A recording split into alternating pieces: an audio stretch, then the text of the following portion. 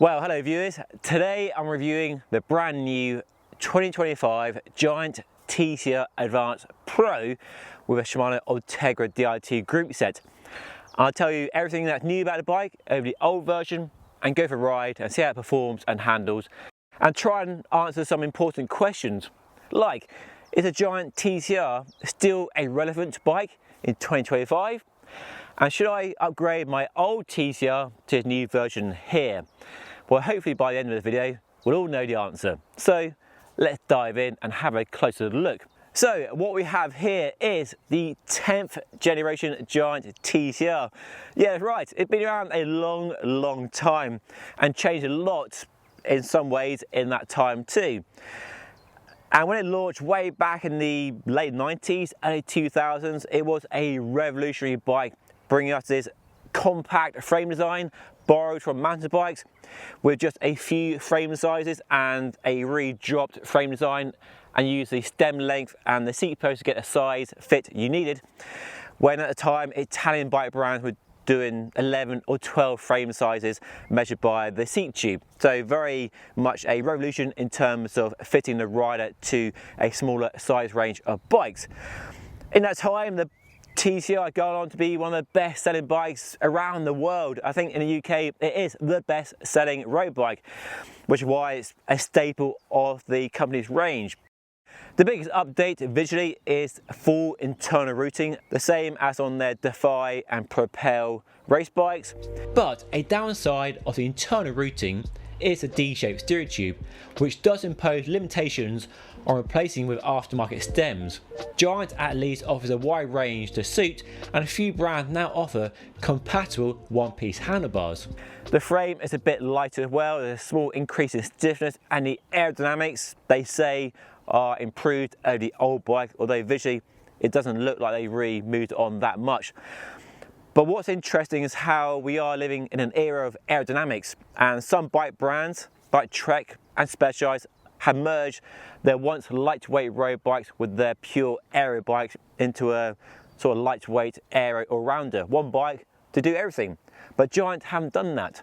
They still have their Propel, their full-on aero bike, and the TCR is still their lightweight climbing all-round bike.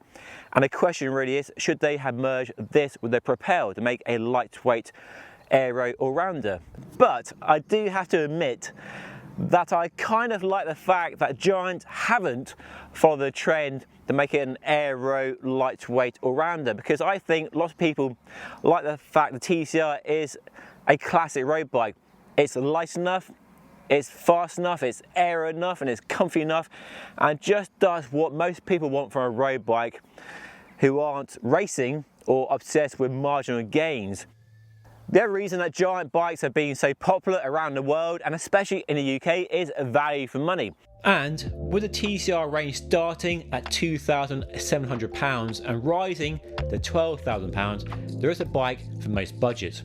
This mid-range Advanced Pro I'm testing retails for £6,500 and has the same lightweight fork as a range-topping TCR SL, and is extremely well equipped for the price.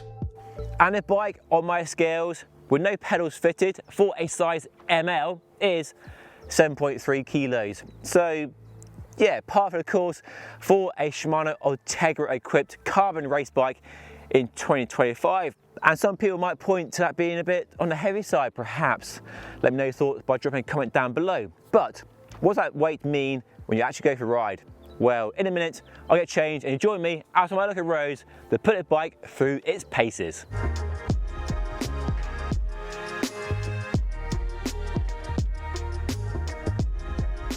So here we go. If you've ever ridden a TCR, I'm sure lots of you watching have done, well, you'll feel right at home here. It feels very familiar in the best possible way. The fit, the geometry, just perfect. The way it handles three corners, just beautiful. Just rides like a dream. So while the TCR does feel very familiar to my old bike, there is one big difference, and that's the wheels. These new SLR 040 carbon wheels have an amazing impact on the stiffness, the overall stiffness of the bike. and how it responds when you are climbing in particular. The bike is so direct and it's so immediate and it's so explosive and it's so much fun to ride up climbs. Despite the weight not being amazing, I mean it's still lightweight at 7.3 kilos, it climbs way more enjoyably than the Tarmac and the Van Rysel. It's more rewarding on climbs than all those bikes, and it really is a mountain goat. Just blown away with how stiff and immediate the bike is, so snappy. Thanks to the frame, the fork, the stiffness improvements, but these wheels are definitely a big factor in just how the bike responds to your inputs. But comfort. Comfort has always been a hallmark of the TCR. I don't think the new bike is as comfy as my old TCR. It just doesn't feel as supple and as composed on my rough roads. Just feels a bit edgier, the bike moves around a bit more, not quite ironing out the bumps and cracks as well as my old TCR. So, out of interest, I swapped the wheels for my control wheels, MV 4.5 with a 30mm wide Pirelli tyre, and the difference was much smoother, much more compliant on rough roads. So the wheels, which are incredibly lightweight and stiff and carbon spokes and look amazing, are clearly a very stiff wheel set. And I've had the same experience with other carbon spoked wheels. So clearly something about the technology that creates a stiffer wheel set that does seem to trade in that sort of comfort and compliance you arguably want and I need on my local roads, because they're a far cry from the glass smooth tarmac I experienced in Taiwan when I rode the new SL last year.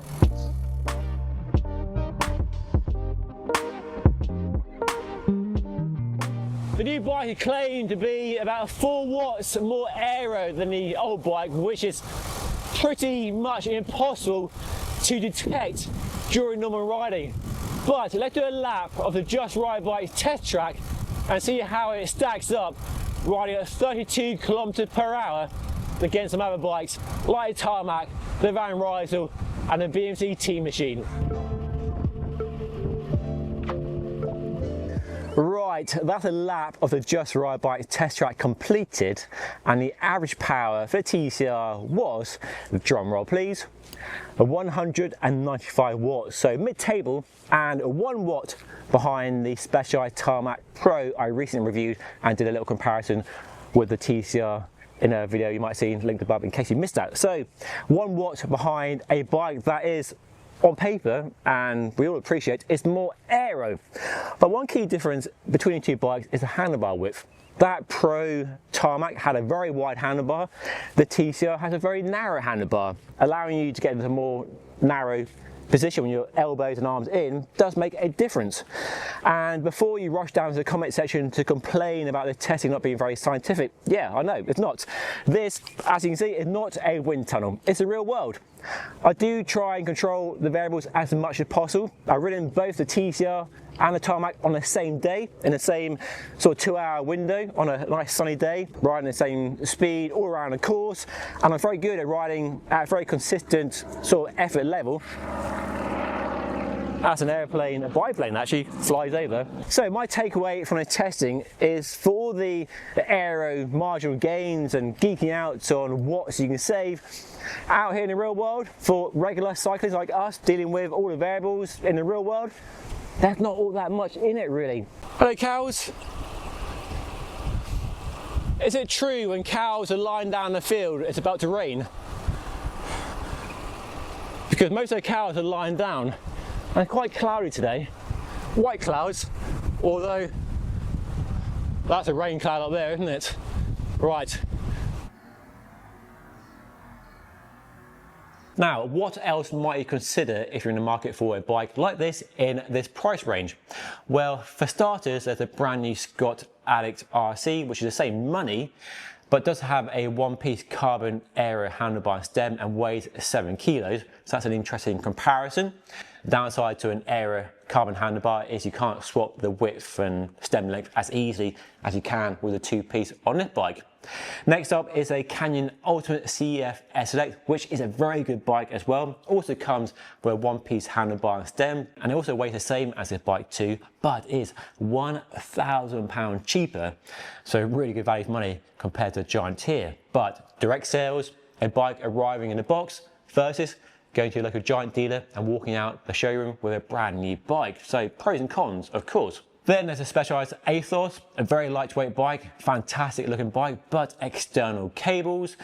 And that is £8,000 with a Shimano Ultegra Di2 group set. So a lot more money than the bikes I've mentioned so far.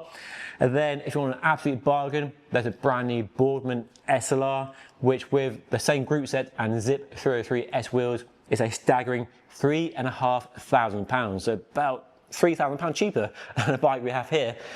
And if you want something more aero, there is the Van Rysel RCR Pro with an Ultegra Di2 group set for £6,000. So some really interesting alternatives and rivals to a Giant TCR. All very similar, but all very different depending on what you're looking for in a road bike.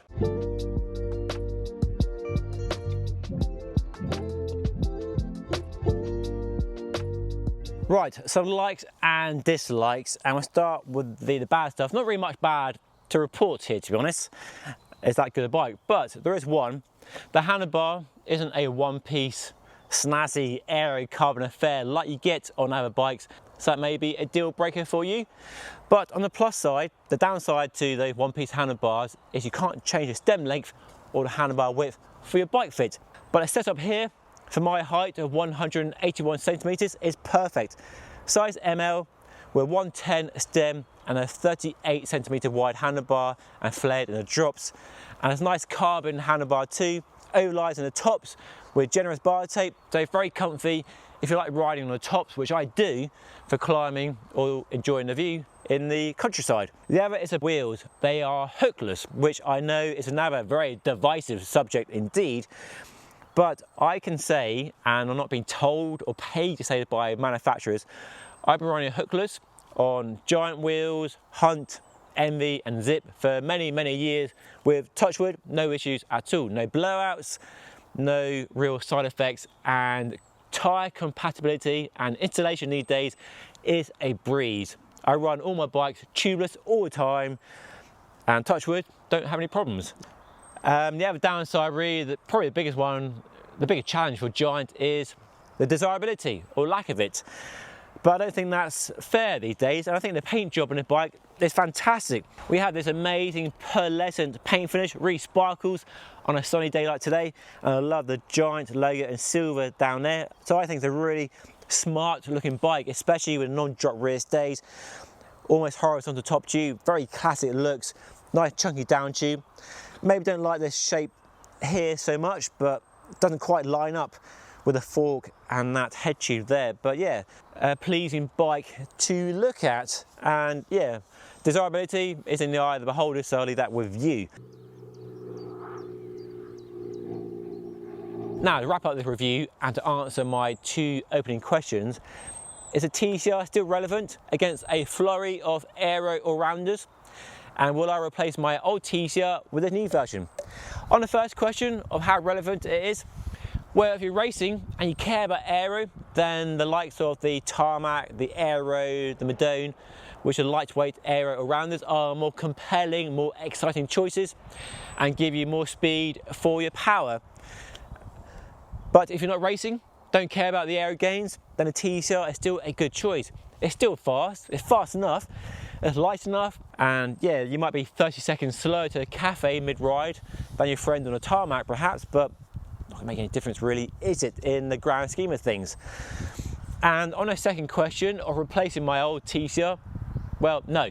I love the new bike, fantastic, but I still love my old bike, and I don't think the new bike really enough of an improvement. Yeah, lighter, a bit stiffer, and I love the internal routing, but my old TCR still rides extremely well, and it's hard to justify replacing that bike with this new one here. So, as I mentioned earlier, I don't think the new TCR moves the game on enough. It isn't an exciting enough update over my old TCR. But maybe with the 11th generation, that might change. So those are my thoughts, that's my review on the brand new Giant TCR Advanced Pro. Still an easy bike to recommend, But let me know what you think by dropping a comment down below. And if you want to see a comparison of this bike with the Specialized Tarmac Pro, then watch this video right up here.